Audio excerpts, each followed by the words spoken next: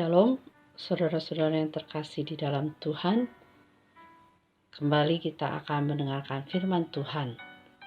Kita mengucap syukur bahwa hari ini masih diberikan hari yang baru bagi kita dan perlindungan Tuhan bagi kita, di mana Tuhan selalu menyertai dan memberikan berkat-Nya dalam hidup kita.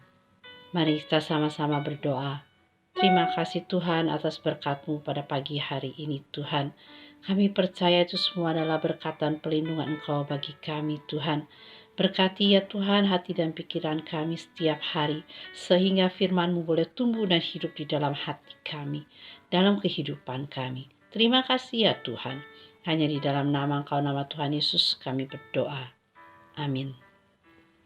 Firman Tuhan pada pagi hari ini bertemakan tentang motivator. Kini, peran motivator begitu menonjol.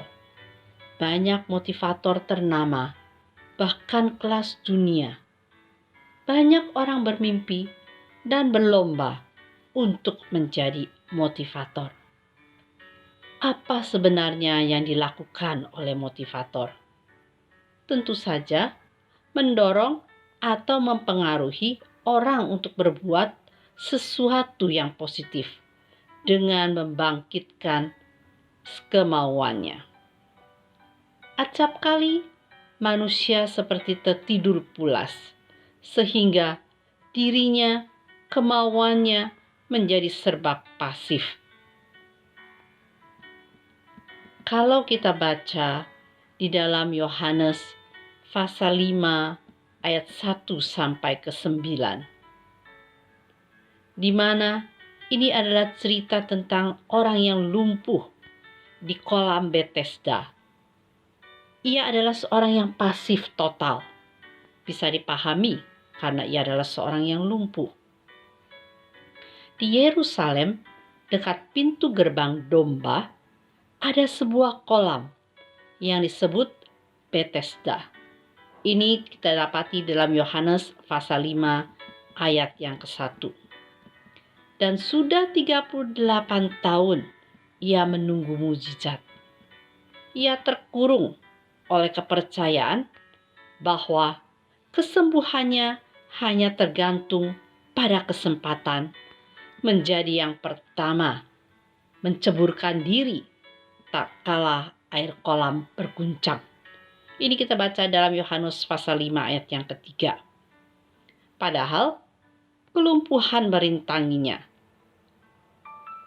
Berharap bantuan orang lain pun mustahil. Dan kefrustasianlah yang mengepungnya.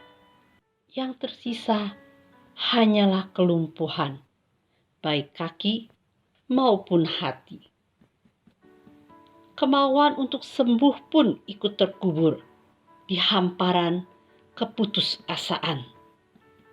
Sampai seorang yang bernama Yesus datang, membuka jalan baru baginya dan berkata, "Maukah engkau sembuh?"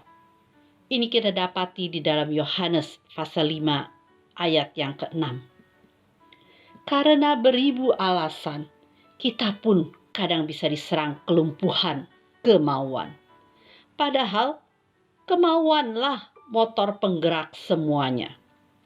Jadi betapa bahayanya orang yang kehilangan kemauan, semangat, atau tekad, atau motivasi yang lalu diikuti oleh kecenderungan untuk menyalahkan keadaan dan menyalahkan orang lain karena tak berpihak padanya. Ayo, bangun. Jangan berilusi. Jangan berputus asa. Jangan terus mengasihani diri. Bangkitkan motivasi dari dalam diri kita sendiri.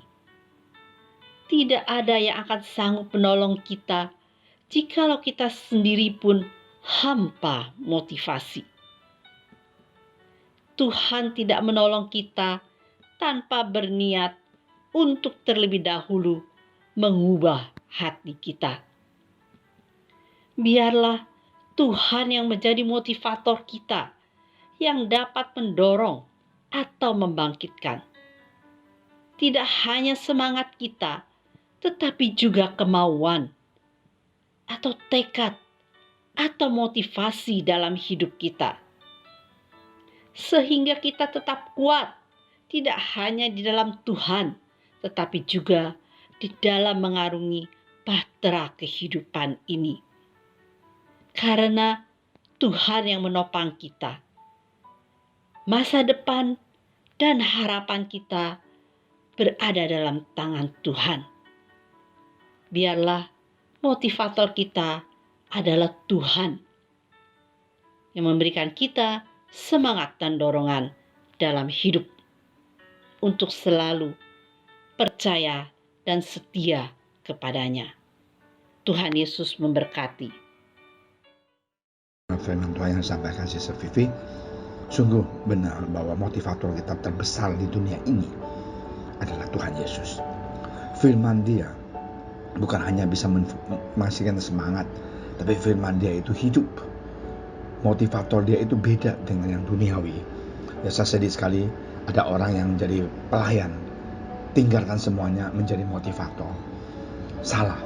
Sebenarnya sumber motivator itu sebenarnya dari mana? Dari Yesus yang menciptakan kita. Dialah yang motivator terbesar di dunia ini. Tidak ada yang bisa melawan Dia.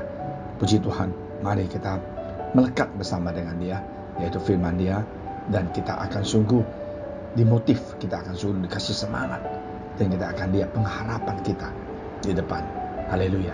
Mari kita sama-sama berdoa. Terima kasih Tuhan Yesus atas firman Engkau. Biarlah kami sungguh mengerti Tuhan dan sadar motivator terbesar di dunia ini adalah Engkau Yesus, adalah firman Engkau, kasih sayang Engkau yang begitu luar biasa. Dalam nama Engkau Tuhan Yesus kami berdoa. Amin.